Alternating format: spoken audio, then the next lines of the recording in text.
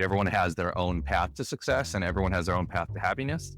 And I think understanding that helps people like get along better, understand their own path a little better in terms of not falling off of it. Good afternoon, good day, good evening. I don't know what time you're listening or where you're listening from. It's your boy, your host, NaRon Tillman, and you are with me for another episode of Walk in Victory. Speaking of victory, walk. Warning! This is a public service announcement. The Walk in Victory podcast is where we have conversations purposed to evolve lives. You may not want to evolve. Then tune into another bleeping podcast. Everyone else, enjoy the show. And here's our host. Good morning, good day, good afternoon. I don't know what time you're listening and or where you're listening from. It's your boy, your host, NaRon Tillman, and you are with me for another episode of Walk in Victory. Speaking of victory walks, if you're going to be a thought leader or entrepreneur, just in the leadership role and position, whether on your job, you know, my targeted audience for people who will have similar stories to mine that may be going through business. Me growing up in a low income community during the war on drug area, and finding my way through life out of that, navigating through whatever systems it was in front of me, and realizing that I'm truly an entrepreneur and that's the route for me. That may not be the route for everyone. Some people's route may be in another portion of leadership, but you don't want to roll the dice and leave how you're going to make your income based on your work or your creativity or your knowledge. You want someone to give you a check in exchange for your time. So, I'm fine with that. As long as you got the position, you can get a nice house and get all that other stuff with that mentality. And that's good. Nobody's frowning on that. So you listen to this show too, you can actually improve your status in your company and help your boss get better vacations and more houses and stuff, as he gives you maybe a little slightly bigger check or fee. We're not chauvinistic. So that is, for thought leaders and stuff. But one of the things that you have to have that's key, and we've never talked about this on none of our 340, 340,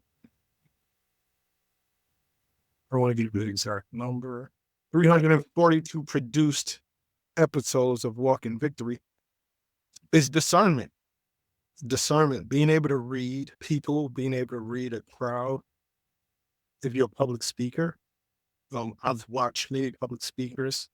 We call it die on the vine, right? They're giving a presentation and they're not reading the room, or they're so stuck on their manuscripts that they're not engaged in the room, or they're so stuck on their manuscripts that whatever they wrote for the moment is not connecting, and they don't know how to go on to something that connects. So that comes with discernment. That comes from reading people, comes from reading the room.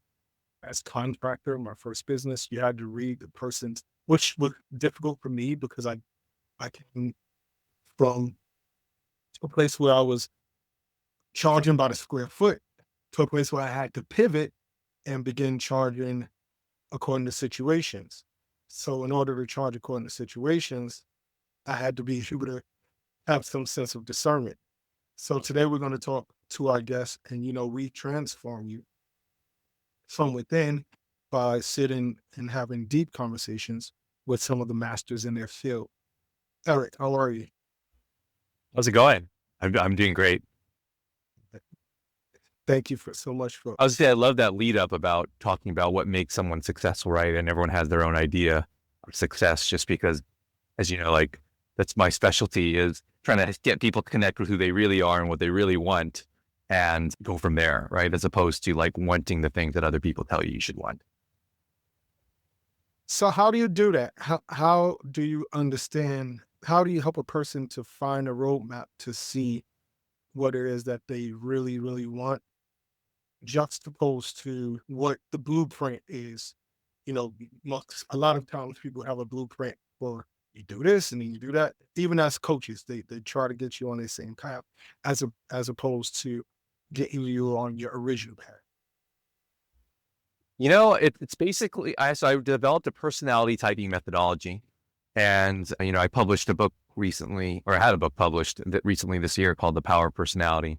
And it basically teaches people how to understand not only the people around them, but definitely most importantly, themselves, right? Like, you got to know what your core values are, and then also the core values of the people around you, specifically your parents or the people who are telling you what you should be doing, because those might be different than yours. So I think it's super helpful to find out what every person's personality type is, because from there, then you can start to see, oh, okay, so that's why they're telling me to do this. It might not necessarily be right for me. It doesn't necessarily mean it's not right for them, right? Everyone has their own path to success, and everyone has their own path to happiness. And I think understanding that helps people like get along better, understand their own path a little better in terms of not falling off of it. It's funny that you would say that, because one of the methods that I personally used early on, if I had big dilemmas and problems, like I had similar to like a rich dad, poor dad, although neither one of them was rich, but the mentality was too different. One was an entrepreneurial who taught me how to think business, paperwork, and all of the things that I've learned from him. And my dad, who was a worker, he always just had a job and work for the city, he had that kind of mentality. So when I would run into business problems, I would really call my dad so that I can discern how to go. Now, we'll call my dad that work, because he would always come up with a solution from a worker's mentality. And then I was like, all right, so I'm going to do like total opposite of what he just because as an entrepreneur, we don't solve problems we bring solutions. We're not solving problems. And it's two different things, bringing a solution and solving a problem, right? If you're solving problems, you're going to get paid a little bit. Oh, wow, you solved this problem. You may have said, oh, that light bulb is out. That's why the lights are not working. So, oh, you solved that problem. But there may have been a deeper meaning, a solution to the problem that sometimes you don't really look into. When you talk about how one derives to their personality, how did you get to the place where you are and have the authority as a thought leader to really, really help others in the way that you do? I always say the stories when I was young and then like adolescence, right? And everyone in adolescence is trying to figure out themselves. I started realizing that some of the values that I had were different than the students around me. Like a lot of them were really focused on getting the good grades, going to a good college, that path, right? That very like worker mentality. And I'm not saying that's bad. That's actually like what I've found is about half the population's like that. And that's a good thing, because we wouldn't have society. We wouldn't have strong, stable civilizations if we didn't have that. I was not like that. I was a terrible student. And so I was trying to figure out what was worse was at deep inside, I didn't really want to be a good student. So I was like, wait, shouldn't I want this? Because everyone else seems to want this, right? Like, shouldn't I want to work hard? And I'm not saying I didn't work hard, but I was very specific in what I wanted to work hard in, where some people are more like, no, my duty is to like go do the things that I don't want to do. And I was like, I don't want to do the things that I don't want to do. So it started at an early age where I started reading a lot about personality types and different philosophies. Like I went as far back as like Plato, and you start to realize, oh, like it's been going on for a long, long time. And I guess in terms of authority, what I really started learning was I started my own education company. So I owned that for about a decade. We probably serviced about 1,000 students a year. So if you combine that with the number of parents that we had, we were probably encountering maybe like 20,000 kids, in total, right? And that's a lot of people to be. And so I would use my personality typing methodology that I developed to help my tutors understand their students better and understand their students and their students' parents, and then the relationship between the two. And I think as you start to see, like, yeah, once again, 1,000 students a year, you start to see patterns of behavior. And that's when I really, really started developing the ability to like read people better and also develop a personality typing methodology from that. It's funny that you would say that you was a bad student, but then you become like an educator. Yeah. What was, before we look at the entrepreneurial side, was you a bad student, or the cookie cutter teaching methodology didn't sit well with you?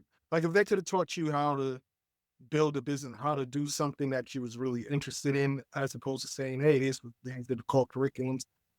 Do you think that you would have been a better student, or what was your discovery over your period of evolution?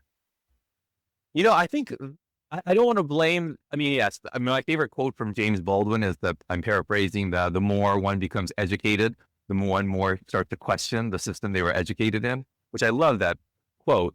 And I think I had a little bit of that, but I do think like the system of education, how it does work for a select amount of people. I just have a personality type, like a lot of people, where it's not necessarily in the majority, right? Like I do remember an assignment that I had for a class that I loved, and it was to start your own business. So we had fake money, of course, monopoly money, and everyone's starting their business.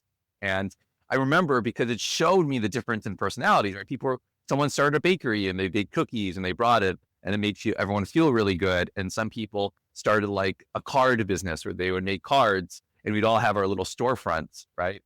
My business was a casino, because I was like, oh, well, I'm going to do the thing that I think is going to make money, because I think that's the one thing that everyone has to do. But it didn't feel good for a lot of people, right? Because there's this like shady side to, a casino, or at least it sounds like shady or seedy or whatever. And I remember I had to jump through a lot of hoops to get there. And I just remember that as like, I really loved that assignment, but you could see the differences in personalities based on the positions that people took within our fake civilization, right? Some people went into government, and I think that's a good indicator of the way that people will go towards success. And once again, it's not always about making money. It's about what makes you happy and discovering that, right? What are some of the key personality traits that you found in your assessment? So I'd say I would split people up into 4 packs, and I call them 4 personality packs because I use animal types to figure out someone's personality, right? So as you say, someone's a fox. People kind of have the feeling of what that person acts like. They're probably really good in business. They're great in sales, maybe a little shamelessly sneaky. I think we know what a fox acts like. So I split people up into 4 major packs, and within those 4 packs are 4 animals. So that makes, of course, 16 in total. And I'd find that in the major pack, which is the one that makes up about 50% of the population, they seek safety and security. So we can divide those packs by what people seek the most. Yeah, that is their number one thing. Safety, security. When you think about like the things that we learn growing up, like, oh, what you should do is be a good student, so then you can go to college or whatever, and then get a good job, and then get married, then raise a family, buy a house. All the things that make us feel safe and secure, those values come from that particular pack. And because there's so many of them, they kind of permeate throughout society, which is great, but sometimes that's not great for, let's say, like I call that pack, sorry, I'm getting kind of wonky here, but I call that pack the gatherer pack. Then there's the hunter pack. So the hunter pack makes up about 1/3 of the population. And like say, they go hunting. They are hustlers, and I mean that in the best possible way. I think they have no problem jumping into situations that they've never done before. They find it exciting because their major motivation and desire is excitement. And you can see a kind of a conflict between a group that values safety and security over here and one that seeks new things and excitement over here. That is a conflict, right? And I think that's kind of the dichotomy we often see. Like when you think of Bert and Ernie, that you think of the Odd Couple, where someone's really structured and organized and the other person's kind of like spontaneous and more fun, like that. And that is about 85% of the population. So When you have, well, I don't know if you went this far, but usually hunters and gatherers are good balance for one another. No? And when it comes Yes. to Yes. That's actually the number one couple, married couple, is a hunter and a gatherer. And it's kind of funny because the word hunter gatherers, but yeah, it's just like I have a uncle and aunt who are like that. I've met a lot of people like that. And it's always the hunter's job. My uncle's a hunter. It's their job to make sure that the kids are having fun and everyone's like lighthearted. And then it's the gatherer's job to make sure there's toilet paper in the house, right? Like Jesus. that's, and I know it sucks, but it's not exciting and it's not glamorous, but I don't think gatherers would have it underway. Sometimes they want to be like James Bond. Like, I'm really like James Bond. I'm like, no, you just bought a motorcycle at 40 to seem like you're James Bond. But come on, it's okay. It's okay to be like safe and secure. I always say Yeah, you've won the golden ticket. yeah, because you kind of do need stability. And even if you are Yeah. in like a hunter or a gatherer, you still need to know that at the end of the day, after I'm doing all these things, taking these breaks, when I go home, that because it's funny, I was reading a book about laws, and it started to talk about the laws of attraction, and we talk about the law of polarization, and it says the Cool. same line polarization to opposite ends of the spectrum. So the same line of love is the line of hate, and then they kind of connected to each other. But then it's kind of gray because we start talking about mother's love, boyfriend, girlfriend love. I like a person, but I'm not in love with them. I love them, but I'm not in love with them, and all of those things are in between the line between love and hate. But when you really look at it, they're all interconnected together. But he also talked about opposites not really attracting because the similarities of a hunter and a gatherer who comes together, he said, you sit down with them, you would realize that there's more similarities than there are opposites because our minds are not driven to really go with someone that we don't have or see some kind of similarity or ourselves in. Yeah. Like since I had mentioned there were 4 personality packs, right? It's funny enough, I mentioned the hunters and gatherers first because they make up about 80 to 85% of the population, but they do have something in common. And that's the thing that draws them to each other. It's that they both speak concretely. So the way they view the world is like Yes. facts, like action, right? Like they are visceral people. Like whether you're a hunter gatherer, you view the world through what you see and you get your information from your senses. And I think that's so the way that they communicate is very concrete and that's what draws them to each other. And then their opposites are things like, oh, this is kind of cool. Like I can speak to this person, they understand me, but the way we go about the world is different. And that is also attractive, right? Like, and not to say that other types can't pair up with each other. I will say this, if you get 2 hunters together, they will burn hot and fast. Like Yes. there's a lot of energy there. There's a lot of fun because they both want to have fun. And ideally, hopefully that works out, but oftentimes it can burn out really quick. Like when you think of like in Hollywood or celebrities, oftentimes celebrities, especially in entertainment, are hunters. That's just a hunter job. It's very like free flowing and performance based, right? And so you get these performers that hook up with each other because they're fun and exciting. And then their relationship ends in, 6 months, right? Where gatherers are much more steady. And I guess in the flip side, you get 2 gatherers together and they might not be great for each other, but since they're gatherers and they like safety and security, and let's say they have kids, they might be in the relationship forever, which is not good because they're miserable with each other, right? But because they're so like, ingrained in keeping things tight. So, I mean, there are bad things that go with different pairings and there are great things. And I always just tell people like when they're talking about that kind of thing, like in terms of what personality type matches up romantically well with another one, I always say you just have to know that there's going to be conflict. There's always going to be conflict based on your personality. And you just got to be okay with the source of that conflict because if you're not, you can't try to change your partner. That's not a good thing. When did you know that this was your calling, and this is the thing that you bring to the world? And from our conversation, and we're going to get on the last 2 personality types before we get out of here today. And through our conversation, you're very knowledgeable. Go with me back on your path when you started to discover that this is the thing that you was going to present. I probably was, well, I didn't know for sure. And my personality type is one that never knows for sure. I don't even know for sure now, but I would probably say like when I first started was definitely my own personal path, like trying to find myself and starting to realize like my personality type is our desire or thing that we go for is self-knowledge, right? To learn about ourselves. And a lot of people say that, but not really, right? People say, oh, I want to learn about myself. And they're like, no, not really. You want to have fun, right? Like as long as it's fun, you want to learn about yourself, but like to really go deep and like start to question your values and stuff is not necessarily fun for everyone, but it is something that is true for a certain amount of people. And that was me. And as I went on that path, I started realizing, oh, like the terrible thing is that you're always questioning yourself and wondering if you're doing the right thing, like for you. The nice thing is I was always conscious of people around me.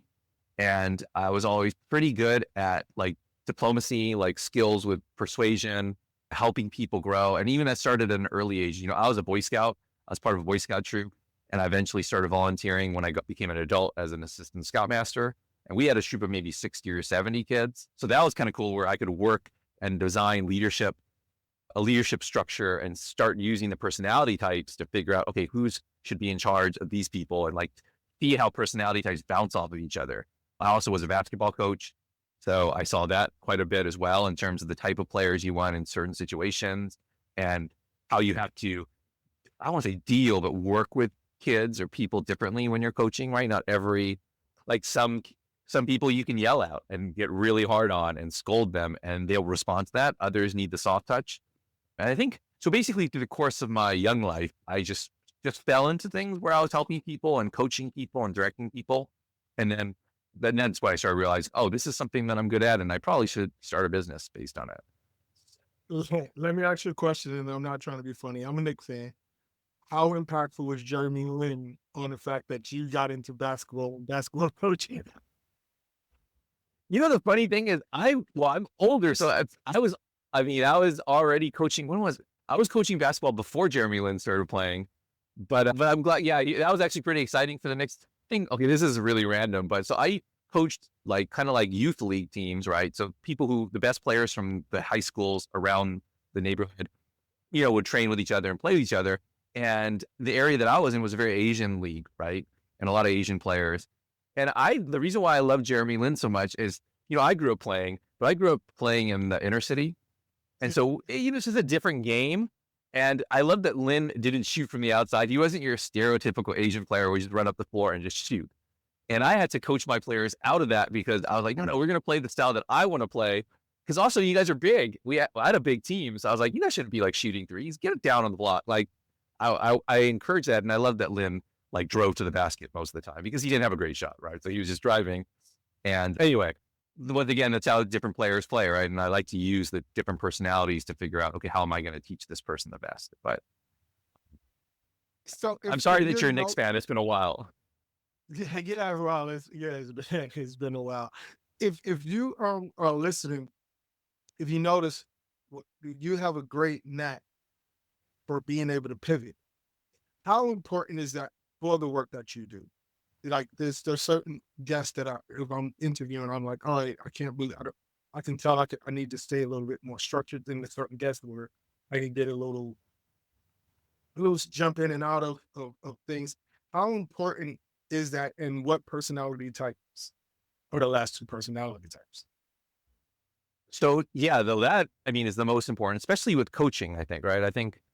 Obviously I do have a structure in terms of a personality typing structure, but the funny thing is I like having a personality typing methodology as my structure because it's basically saying my structure is no structure, right? You kind of like have this thing where you're trying to adjust, and not to get onto the Asian thing again, but Bruce Lee, right? Everyone knows Bruce Lee. He's famous for saying like, be like water, like just change in terms of fighting, like, because one fighting style might not work against the person who you're fighting against. So you got to like be able to just adjust based on what they're giving you. Right. And I think oddly enough, as a metaphor, that's true when working with people. Like you never know what they need until you know what they need. And you have to be prepared to adjust and change it up based on what they are. Right. So and speaking of the other two personality packs, I had mentioned one and I called them the shamans, and they seek self-knowledge. And that's actually, I fall into that pack. A lot of people who do life coaching and working with people tend to fall under the shaman pack. And then the last one would be the Smiths. And the Smiths seek information above all else. And I used to say knowledge, but then you say knowledge and everyone's like, oh, I'm a Smith then, because I seek knowledge. I'm like, no, not really. And so I now use information because that's not as sexy of a word. But the way I tend to find out if someone's a Smith is I just ask them, okay, if there's like a drug and you were like testing it, but you could only test it on yourself to see if it worked, like, would you do it? Even though it might have side effects. Generally, a Smith is not an automatic yes, but they'll think about it. They'll be like, the first question they ask is like, is it going to help a lot of people? Like, is it going to cure cancer? Like, what's the benefits of that, right? Whereas if you're a gatherer and safety and security is your main goal, you are like, hell no, like, I am not doing something that gets a chance to hurt me. Like, why would I do that? You know, and it's a very fine line, right? But I do that because there's not a whole lot of Smiths out there, and a lot of people want to be them because you say, Einstein's a Smith. And they're like, oh, I want to be like Einstein. I'm like, yeah, but if you're a gatherer, you don't really want to be like Einstein. He didn't even have his socks matched, right? Like, that would be like hell for some other people. But they just think of the positive things when they think of personality. That's why I'm always focusing on the negative, because I don't want people to try to be something they're not, right? You just have to accept who you are. And the negative, there's no problem accepting the negative too, because oftentimes our strengths come from the negative aspects. So. Do you see, like in spiral dynamics, they judge on colors, right? And personalities and the colors, and that's how they marketers, high-end marketers, understand the customers that they're pitching to. Where, like, if I'm watching Fox News, certain commercials would run on Fox News that wouldn't run on MSNBC, but for the same product. So they have two products for two different personality buying types. And this is really about consumers. But in the spiral, they say that a person can be conservative or red in one area and green in another area in their life, and go back and forth between the two thinking dynamics. Are there any room for cross collaboration within your personality types where someone may be hunter-gatherer in some areas and ways that they think, and in other areas they may be a Smith and so forth? Yeah, I often get asked that, can people change, or can people do a little bit of something else? And I'm always a no to the first one and a yes to the second one. I think we can clearly do anything that we want in this life, right? It's more just what is our natural orientation. And even our natural orientation can change in certain moments, right? Like, just because someone is safe and secure and that's their motivation, doesn't mean that they can't take chances. Of course they can take chances, it just depends on what. But it just means that their natural orientation is going to be for protecting. So they're going to take chances based on protecting people, especially people they love, because once again, that's safety and security again. Like, it's all based on that, like, I think I was talking to someone who was a gatherer, but when I described it, once again, it's kind of sounds it's not the sexiest of descriptions, where I'm like, well, you're really structured and really organized. He's like, I can take chances, I can do that. And I realized that he did, because this is someone who escaped, I believe, from Iran at a time, when it wasn't great, like in the 80s, right? And I'm sure that he did take a lot of chances in that moment, but that was to protect his family, right? It wasn't like, I'm going to do this because it's fun, and even then, that same person, when he was talking to another person, I mentioned this in the book, I tell this story, we're all in like this 3-person conversation, and this person was talking about how she was going to travel to Europe on her own. And he said, well, you can't do that. That's dangerous. Like, that was the first sentence out of his mouth. So that was dangerous, or that would be dangerous. So I think generally we have a natural orientation towards things. And I think it's important to understand and find that anchor first of who we are, because then we can start like examining like, oh, hey, like my personality is not the best at finishing things. So maybe I want to borrow some of the characteristics of a gatherer who is really good at finishing the things they start. Or maybe like if you're a gatherer and you're like, yeah, I'm not the most exciting and I don't take the most chances, but I'm playing poker. And as a professional, I need to borrow from people who are better at taking calculated risks. So let me borrow some of their methods. So I think that's the healthy way to go about it. So the book, what inspired you to write the book, and you're coaching now, you move from one area of entrepreneurship. How has that been helpful in collaboration with the book? So when as far the book was really random, it was a friend of mine who said, you should write a book on these personality types that you keep talking about. Like I was actually at the moment I had shuttered my or my education company because I wanted to move on to writing screenplays in Hollywood, which was actually my educational background. Strangely enough, was in screenwriting, right? And so I was like, oh, I'm going to go back to that because I've had this successful education company, and now I kind of want to do something creative. And so I joined a writers group, and I was writing this, and we'd go to the bar afterwards, after our writing session, and people started talking, and I brought the personality types up. And when you bring that topic up, it just was exciting to a lot of people, and people just started talking about it. So a friend of mine was like, you should really write a book on this because look at everyone's talking about this. And I was like, well, I don't know. Like, I want to keep writing my script about sex addicted rabbits. And she was like, okay, whatever. Yeah, that's a true story, actually. But then the thing is, she took the personality typing methodology and put it in the show that she writes for, at least the episode that she wrote. She kind of not spliced it. It was actually a centerpiece of the episode. Now she changed the animals to make it funny, but there's a whole episode where people are doing a personality type test on her show and they're getting different animal personalities. And I was like, well, okay, if people have that much fun with it and they can be on a show, I probably should write a book on it. And that was something that I pitched as well. I was like, hey, that's featured on this television show on Apple TV, and so that's how I pitched it. And that's how I got my book deal and was able to get it published this year. Congratulations. So thank you. Do you think with your personality, now that you gave me some new information, I got a couple more questions. With your personality, going to school as a screenwriter who taps into your imaginative performance side, but also as an entrepreneur who taps into your stoic, more logical side. When it came to your coaching style, what do you present and how do you best assist your students? Yeah, I think aside from adjusting based on every student, I think it helps to have one mission, right? What is your mission? At least for my personality type, it's like, what is my goal? Because if I don't believe in that, then I should not be doing this. It's not about the money. We all have to survive to a certain extent, but at the end of the day, we also have to be happy within ourselves because we only get one life, as I told one of my relatives. And so you don't want to waste that, right? So, because once it gets taken away, it's not coming back. And so in terms of my philosophy, my goal is just to help my students best connect with who they really are.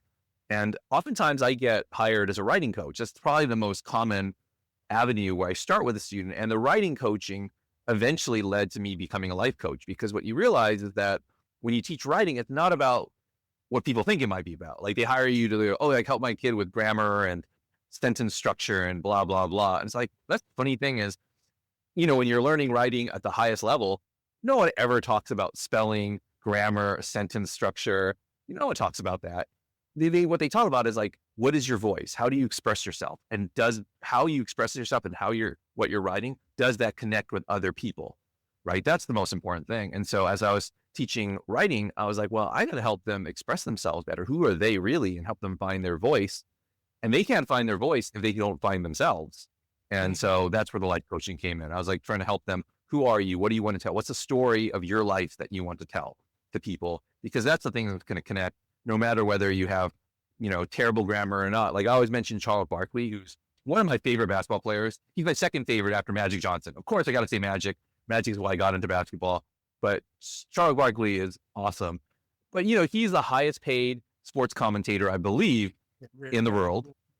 And, he doesn't always have the best grammar. He's like saying things, he'll be redundant sometimes, but his voice is so clearly him.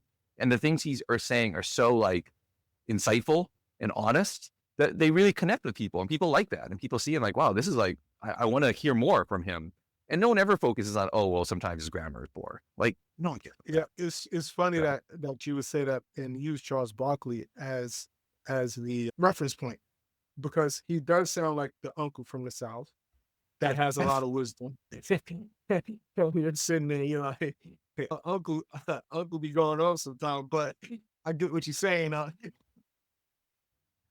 mean, he is from Leeds, Alabama. So, like he's going to sound like that, I mean, he's not from like wherever, like Boston, Massachusetts. Yeah. So do you see your book turning into a bigger project? Do you still have that writing, film production passion within you? Uh, and doing something that's centered around personality traits and friends? I would love to write a next book or my next book. The plan would be to, like, strange enough, start a podcast because I'd love to do more research on the subject of romantic coupling. Because once again, that was not my professional. I'm not a professional romance counselor or love counselor. Like, I focus more on development. And so obviously writing the first book, or if I were to do like a parent-student or parent-child relationship, would be a lot more up my alley. But the question that people always ask is, who should I match up with? So I'd love to start a podcast and interview people about that. So then it would lead into my next book, which would be like more prescriptive, right? Because my first book was more like how to discover what people are. Because I don't really love personality books that have a test before it and people take this test and then the whole book are prescriptions. Because I'm like, well, what if you take the test wrong, right? Like then all the prescriptions are going to be wrong. So my book is more teaching people to be the test. And once you are the test, then I think my next goal would be to write a book that would have a few prescriptions. Like, okay, now that you know that you're a shark, if you get hooked, if you get matched up with all these different animals, all the other 15 different animals, this is how you're going to go well with them. And this is how you're going to go poorly with them. Like that seems like would be my next project. Well, there you have it, everybody. I told you we only bring you the best. Eric, my last question for you. What books have impacted you over the course of your life? It could be fiction or nonfiction, something that you would recommend to others, and then else doesn't only have to be one book. Oh, well, I would say this is going to be a random one, but Franny and Zoe. And Franny and Zoe written by J.D. Salinger.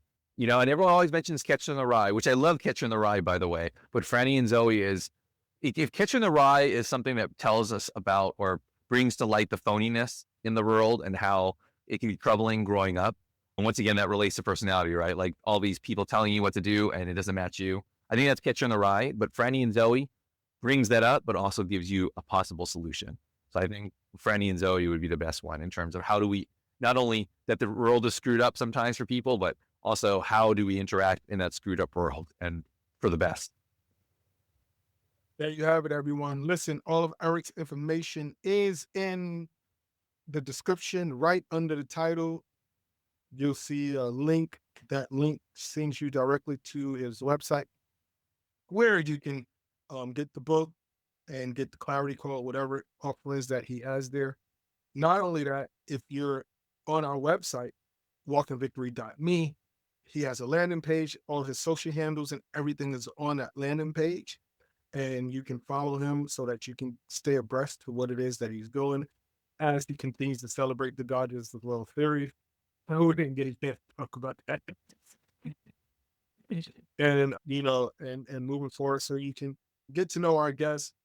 If you're listening to us, all of our social handles, Walk in Victory, or either my name, NaRon Tillman, follow us and let's stay connected. Don't walk with your head down. Don't walk making excuses. Don't walk feeling as if you're out of touch because you don't fit into the systems that are surrounded by you. Walk in victory, getting knowledge that will help you to become better at what it is that you are being designed to do. Don't forget to hit like and subscribe. I lost my train of thought. Don't forget to hit like and subscribe. That is your currency to us. We don't ask you for cash outs, Venmos, or Zelles, but we do ask that you hit like and subscribe. And you have been doing that. Leave a review for us, platforms that allow you to do that so that we can continue to skyrocket to the top. Enjoy the rest of your day. Peace.